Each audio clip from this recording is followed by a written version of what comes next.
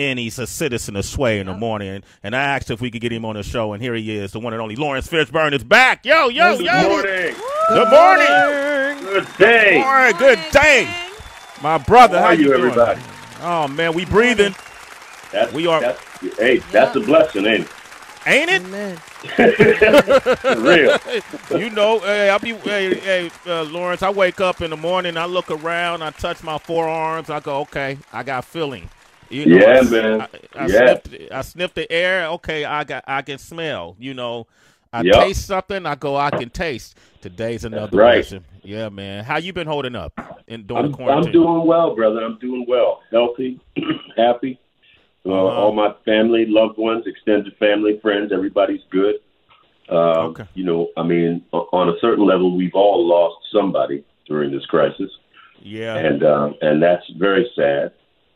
And you know, life goes on. We have to continue doing what we're doing. I've been quarantine cleaning too, man. I've been using this the time period to kind of clean folks out my life. Dig it. Yeah. Have you done that? Oh, I've been doing a lot of that. I got a little something I'd like to share with you guys here. I got this little notepad that has all these little meditations and thoughts for the day on it. Oh, okay. And I got one from Susan L. Taylor. You remember Susan? Yes. Of course. From Essence. Mm-hmm. She has this one. Absolutely. It says, in every crisis, there is a message. Crises are nature's way of forcing change, breaking down old structures, shaking loose negative habits so that something new and better can take their place. Isn't that lovely? That's amazing. Like that. Yo. Absolutely. You know, that's just a little something positive to share this morning with y'all. Absolutely. I think Thank you. I'm going to pass that over. I'm going to play it back. And you know, that kind of applies to even this Quibi platform, because I watched the movie the web TV series we're talking about is Free Ray Sean. And it's about 8 or 9 segments. I can't remember how many I watched last night of a movie broken off in 6 to 7 to 8 minute intervals. And it's such and you can watch it on your phone with the same kind of quality, which to that poem or that messaging, you know, the old way of thinking is now being broken down and giving you a new way of thinking on how you have these experiences with movies. What was your thought process when you first heard about Quibi, this format, and even having art chopped up like that? Did you have any reservations? No, actually I didn't, because in the last, I would say, oh gosh, maybe 10 years, you know, really since the advent of the smartphone, I've been having discussions with people about, you know, this reality that has shifted where, you know, people are getting their news from their smartphones. People are exchanging ideas there. That, you know, people are collaborating. Artists collaborate through this technology. All kinds of things happen with the technology, have been happening. And the question was, you know, when was somebody going to really produce content for people that was of a higher quality than, let's say, what we normally experience on platforms like YouTube, for example. You know, where people are kind of doing it themselves. And it was just a matter of time before, you know, production values that you normally experience in either recording studios or television studios or movie studios was going to find its way, you know, to the handheld device. So I was excited to be a part of it. It was really interesting because you played a character on Stephen Poinsey, who was as an officer. He's like in the latter part of his career, I would imagine, a man of faith. And he struggles what he believes is doing what's right in his heart and doing what's right according to the law. And then around his brother's in-law. Which is really interesting. And you hear the stories of Michael. When you talk about Ray Sean, this was a character who was on the run from the police, who believed he was being set up, and then his building got surrounded, and you have some really aggressive police that wanted to really have their way with him because he had allegedly hurt another officer, and your character was caught in between. And you hear the mentioning of Michael Brown and Tamir Rice throughout the dialogue.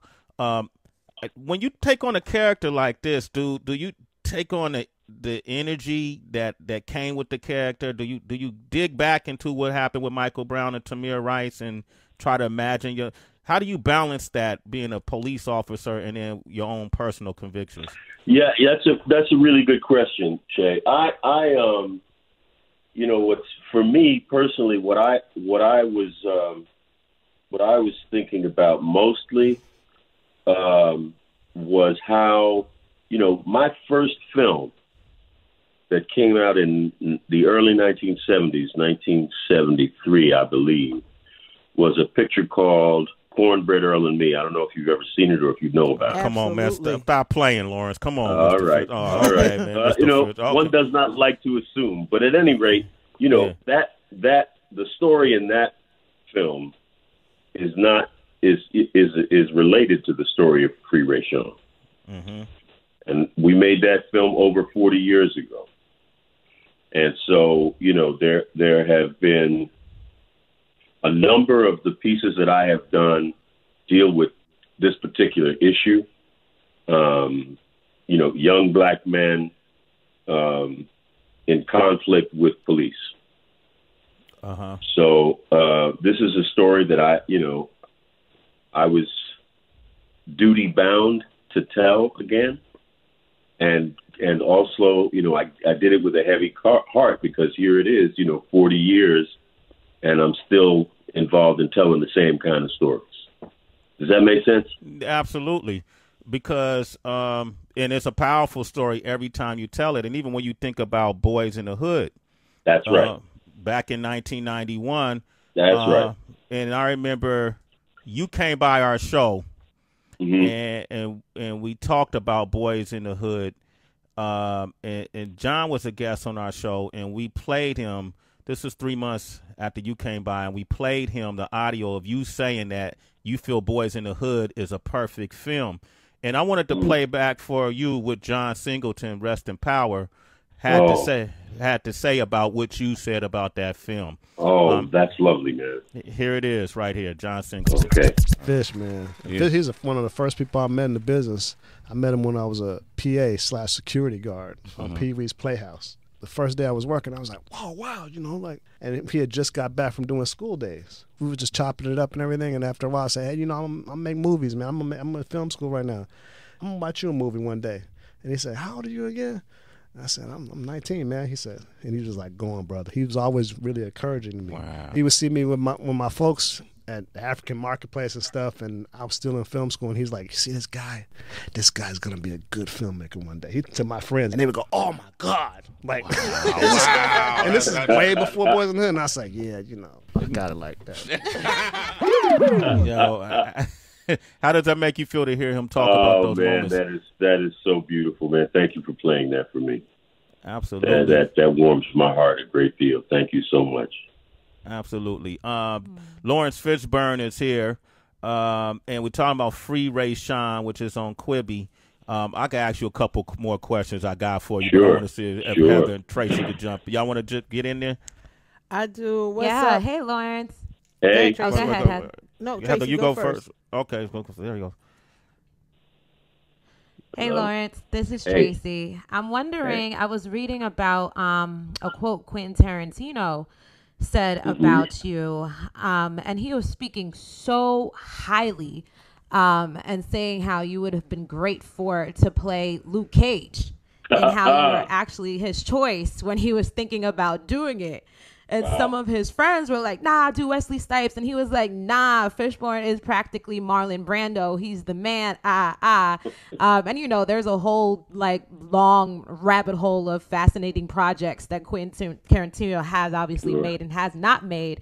But because to us, you have such a steadiness to you, I'm wondering if there has been a compliment you've received from one of your peers that really just shocked you and kind of made you feel like, wow, I'm really receiving this right now? That was certainly one of them. I haven't had a chance to hear that interview, that podcast. I think that came from him and Amy Schumer. Am I wrong? Mm-hmm. Yeah, I haven't had a chance to listen to that, but someone sent me something on my phone letting me know that he had said those words about me, and it's that one is that's a big surprise. I'm deeply flattered by that, and I love Quentin. I just can't wait for the day that he and I actually do get to work together. Yeah, okay. I look forward to that as well. HB? Hey, yes. Laurence, I wanted to ask you about Blackish, which sure. it doesn't matter how many times I saw the same episode. I could just watch it and laugh and find something new. Every time I watch the same episode, it's very weird that happens, which is a testament to the writing and the acting. But when people hear your name, normally you just be like, you're ready for the serious role. But I'm wondering, how many times do you just laugh and break character when what we don't get a chance to see with Anthony Anderson and Jennifer Lewis? Like, I could not work and be serious and deliver my lines on a set like that. And Tracy was crazy. It happens a lot. I mean, working with Anthony and Tracy and Jennifer, yes, there's a lot of laughter. I mean, there's many times at the end of a take, because, Tracy and Anthony are constantly coming up with stuff and riffing on the writing and stuff. And, damn near every day that we work together is, oh, wow. There's lots of times where we're just cracking each other up.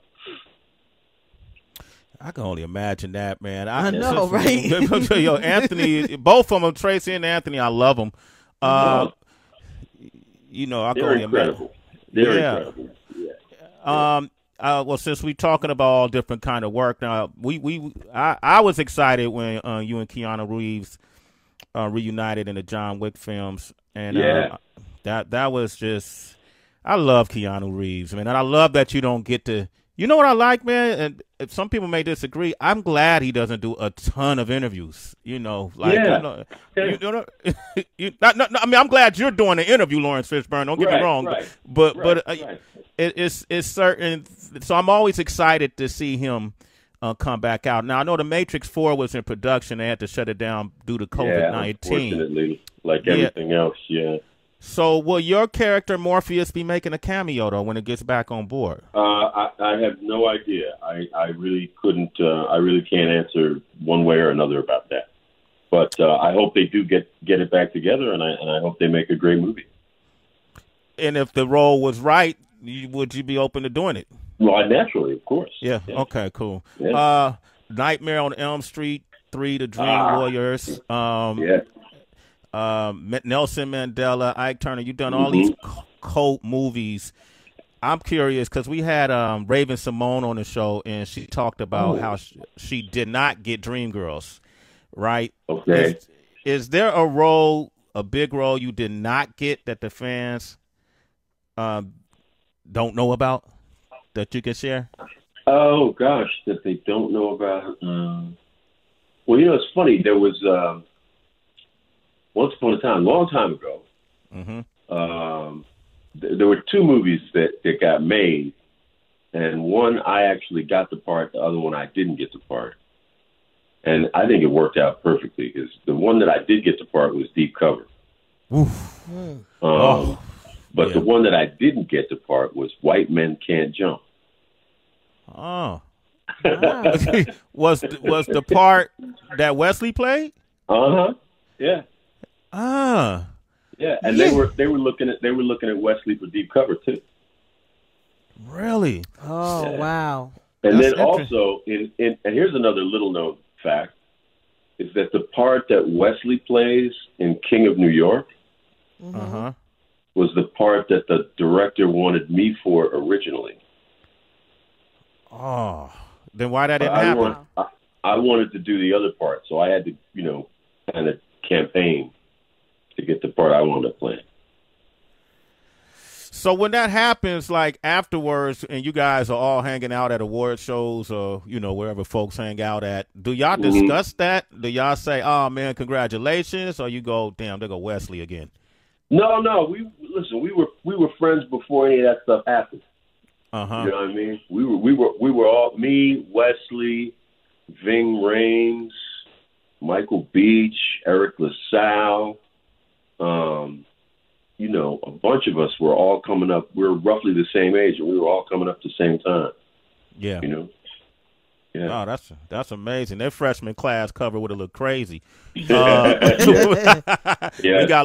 Laurence Fishburne is on the line with us. Martina in Atlanta would like to say hi to you. Martina, good morning. Hey, how you doing? I'm good. How are you, my dear? I'm fine. I just had a question. I have been trying to be an actress for years. Could you explain to me how you got started? I was very fortunate to have been living in New York City in the very late 60s and early 70s. And I was also doubly blessed to have a mother who recognized that I had a gift for the dramatic arts. So she really kind of pushed me in that direction and helped me find my way. So I was supported by family and friends, and I was very lucky. Okay, thank you. Mm-hmm. You're welcome. All right. Have a good day. All right, that's an easy question. We got Robin in Ontario, Canada. That was an easy question. Okay, Rob, what up, man? Hey, I just wanted to say thank you for that role in Deep Cover. Oh, you're welcome. Yeah, that was amazing. How you portrayed that role, and it was very believable. I think. Thank you so much. All right, Rob, thank you for that comment, man. We got, let me see, Nicoya. I'll take one last call if you don't mind, Mr. Fishburne. No, that's cool. Okay, Nicoya is on the line. Good morning, Nicoya. That's a beautiful name. Nicoya. Good morning. Thank you. Hi, Nicoya. Hi. I just wanted to say that I loved you in Hoodlum. That's literally one of my favorite movies. I can watch it over and over and over again. And it's just such a bomb movie. I want to know, what do you remember most about filming that movie? And what do you love about that movie?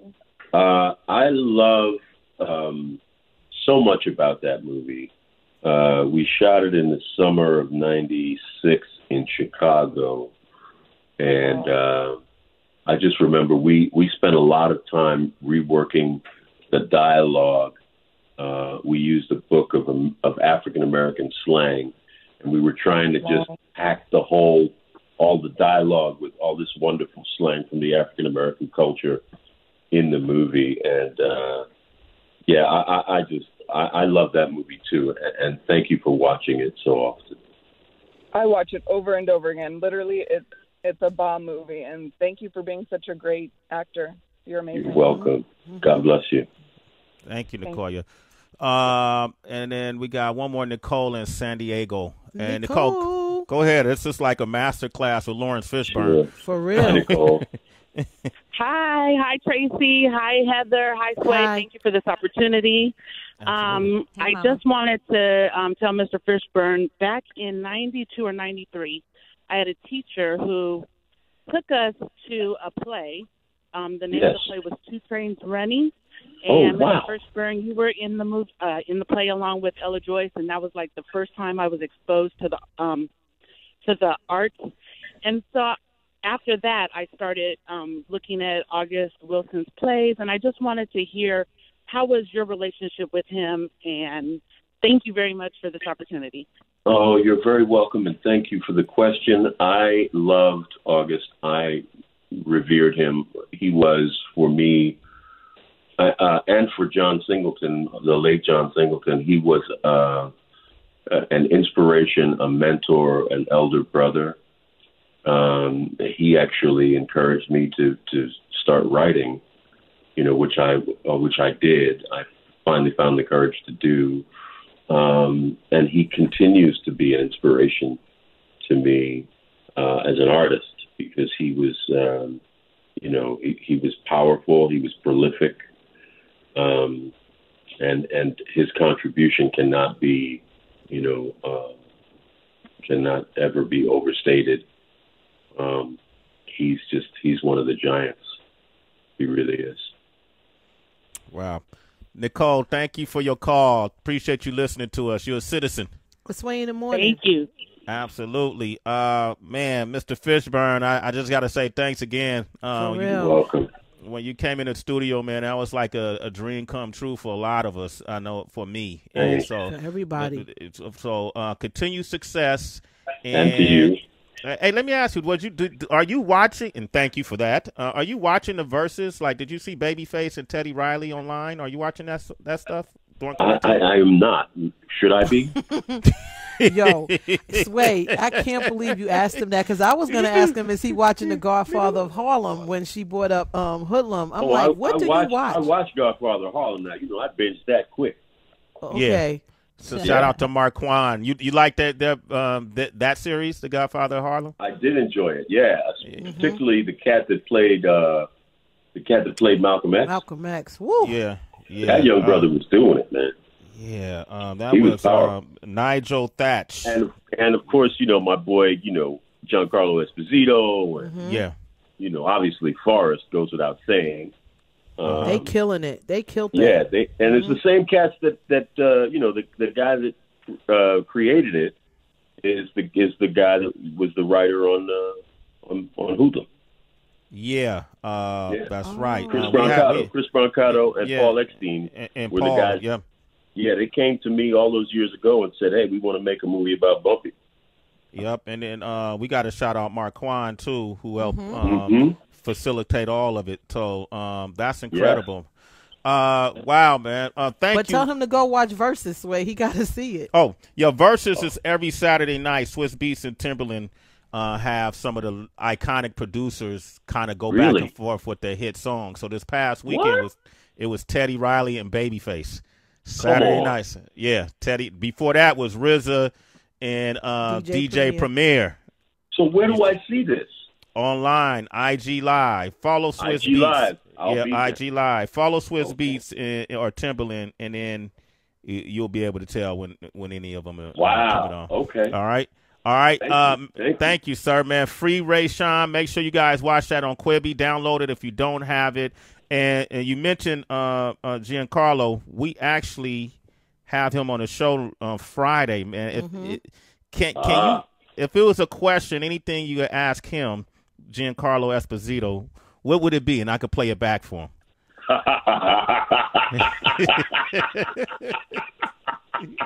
See, you gonna start some shit. Gonna be good. Yo, it could be anything, man. Anything. That'd be fun. I want that laugh to be my wake-up call in the morning. Oh Lord. You know what? The only thing is when you have Giancarlo on the show, just play this for him. G Money, it's Fish Boogie. I love you. Bong. Got you. That's it. Okay. All right, Fish Boogie. Fish Boogie in the house. Okay. Hey, man, have a great day, bro. I appreciate you. Yes, okay. Love to you. All right. Ray Sean is on Quibi. You guys can view that now. We got Celebrity Wire up next.